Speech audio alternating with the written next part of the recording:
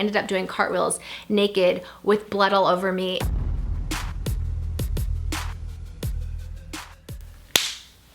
Back at it in the onesie. You're never too old to wear a onesie. Don't let anybody tell you different. They make you happy on the inside. Today's video, I'm coming back old school in my bed in a onesie and giving you a story time because I know you guys have missed my story times. I'm so glad that you guys are still here to watch my story times. Before I get into the video, I just want to tell you guys again, I am going to be doing a meet and greet and I would love to meet you guys. It's going to be at the Indie Beauty Expo in LA. So if you're in the LA area on January 23rd between 5:30 p.m. and 7:30 p.m., please come say hi to me. I'd love to meet you. And also we are doing a makeup bundle. It's $29 for cake and the palette. It's what I wear every day. Everyone's like, oh, looks like a contour palette. Well, you're welcome for saving you money. Eyeshadow and a contour palette in one. You're welcome. Thank you. Next. And cake, which is always sold out, is back in stock. Both of these together is $29 and free shipping, but only for a limited time. It's international and domestic free shipping. So take advantage. All the info will be down in the description box below. Let's get into this story. Why I can't have these things. Now, this all stemmed from the 10-year challenge when I posted this picture of me with a bottle of vodka and a big gun at the same time. That is a dangerous combination for anyone, especially me. I had posted something like in the thing to be funny, but also it's true that I'm not allowed to be in possession of either one of those things, and especially at the same time. And I'm gonna tell you the story of why. As you guys know, I used to be very wild back in my day. I feel so old. I did a lot of drinking. I was like an alcoholic. I was like a binge drinking alcoholic. My issue with alcohol is like once I start drinking, I can't stop.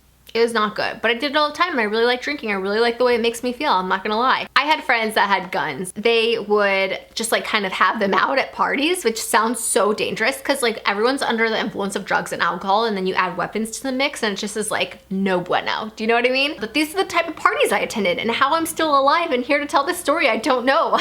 I really did not think I was gonna live past like 25. I literally thought like I probably will die young. To get to the story of why I'm not allowed to be in possession of either one of these things is, we'll start with the gun, why I'm not allowed to be in possession of, and like legally not allowed to be in possession of a gun. And that is because once upon a time, this is gonna be in my second book, I was in New York for the Howard Stern show. I was going on Howard Stern. I was there with my assistant at the time, and we decided that we were going to drink like the whole night, and the bars are open way longer in New York than they are in LA. Correct me if I'm wrong, maybe it's different now, but I think they're open till like 5 a.m. instead of 3 a.m. like it is in, oh my God, I feel so old. Like I don't even remember what time like bars close now. Is it 2 a.m. or 3 a.m. in LA? I don't know, or like California. Anyway, I know that in New York, they close later. So we were literally up like all night drinking. And then I did the Howard Stern show, which was like super early in the morning. Did I go in drunk? I can't even remember. But I went in and I like nailed my interview, just have to say that. And Howard Stern was so nice to me. I was so scared that he was gonna be mean, but he was super nice. We decided that we were gonna drink again the following night that we were there. I think I'll do a better job explaining it in my book. I talk about all this in my second book that hasn't been released yet, but I was not very happy, which is probably why I was doing like all the crazy things I was doing. Drinking all the time, it was like my way of self-medicating with being just like unhappy in my life and like where my life was at. Even though I was having a really fun time, there were things that I was unhappy with like on the inside, if that makes sense. I would just drink, and then sometimes when I drank, instead of having like a happy, fun, crazy Shannon, I would sometimes go into like a super depressed like mode. And being super depressed and adding alcohol to the mix is like, it's literally a recipe for disaster. I was dating a celebrity at the time. I'm not gonna say who, just because I don't want people going like onto his thing and like his social media and stuff, but I was suicidal, like very suicidal at this point in my life. Even though like I was able to like do an interview and you would never know I had suicidal thoughts or that I wanted to act on them. Like you would literally never know, because if you like were able to get a hold of some of that footage of like just me on the Howard Stern show, I look like happy-go-lucky and I'm having fun and messing around, you would just not know, which is like really scary. I think that a lot of times people that are suffering with depression or suicidal ideations or anything like that, like sometimes you just don't know. People are sometimes very good at like putting on a front and you not knowing what's really going on the inside. This is like why one of the things I always try to say is like, be nice to people. We're all going through some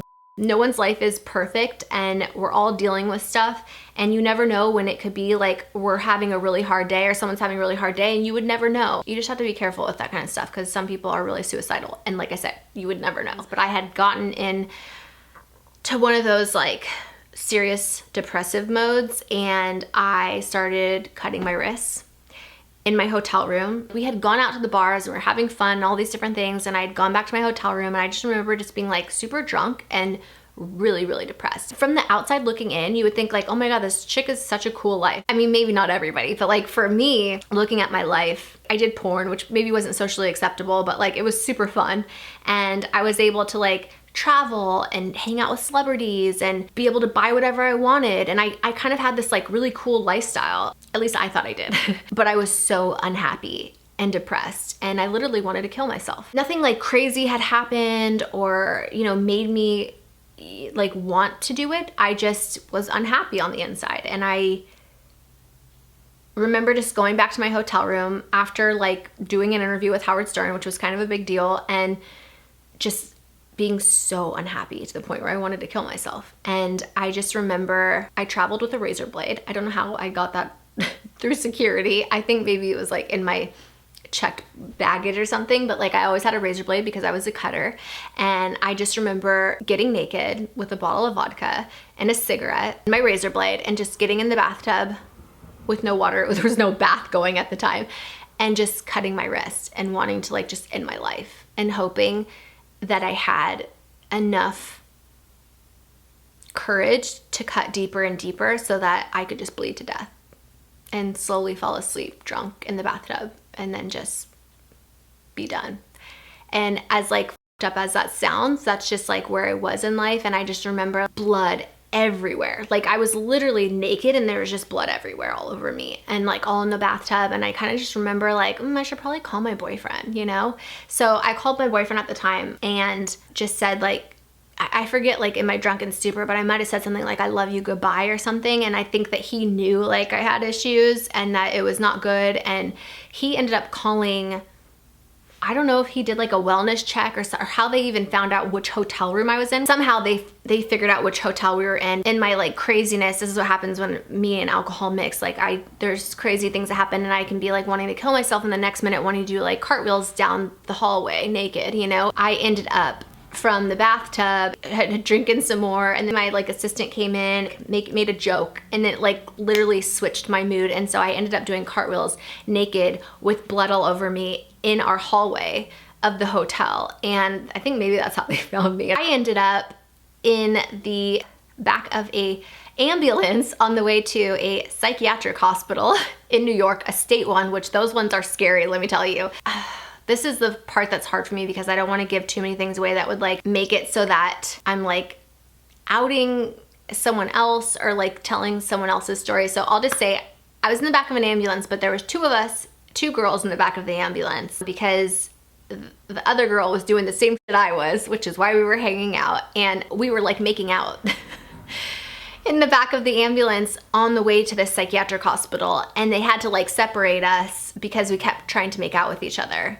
So I literally went from like being super depressed, wanting to kill myself, naked and bloody in a hotel bathtub in New York, to naked with blood everywhere and like cuts all up and down my wrists, doing cartwheels, like laughing in the hotel, and then in the back of an ambulance making out with this girl. That's crazy, right? Like I legitimately was a nutcase. I still am. That's why, one reason why I don't drink anymore. But the main reason, because I still drank after this, but the reason I'm not allowed to be in possession of weapons is because when I went to this state psychiatric hospital, when you try to harm yourself or somebody else, they make you sign like a legal paper saying that you won't be in possession of any weapons or guns for approximately 10 years or however long it was. And so that's why I was legally not allowed to be in possession of any guns, but I'm pretty sure that time is up now. So watch out, don't get on my list. So I still drank after this, even though I know I shouldn't be drinking. But the last time that I ever had alcohol was when I was with Travis at an AVN like porn convention. I think it was the last one I went to. I decided I was going to drink. And have I told this story time yet? Because that's like a whole story time on its own, but he almost broke up with me after that trip because of me drinking and some of the that went down that I did. I don't know if I did that story time. If I haven't, let me know and I'll try to make that one. But that is why I am not allowed to be in possession of either one of those things. I have not had alcohol since then. Sometimes I like joke around and I'm like, oh, it'd be fun to do like get drunk on camera and do like a fun video like where I get drunk and maybe like live stream it or do drunk makeup. Like literally that would be so fun if I was like able to like control myself when I drink. Those would be like the best videos because I'm just so much more fun when I'm drinking, unless like, you know, we get like, I don't know, there's pros and cons. But anyway, I kind of wanted to tell you guys that story time of why I'm not allowed to be in possession of alcohol and guns, and especially at the same time. Thankfully, now without alcohol, I'm much more mentally stable. Obviously, you know, it's been a long time since then, and I'm much more happy in my life. And now I have a baby and I'm married, and I'm the happiest I've ever been. And I'm so grateful for that. But it took a lot for me to learn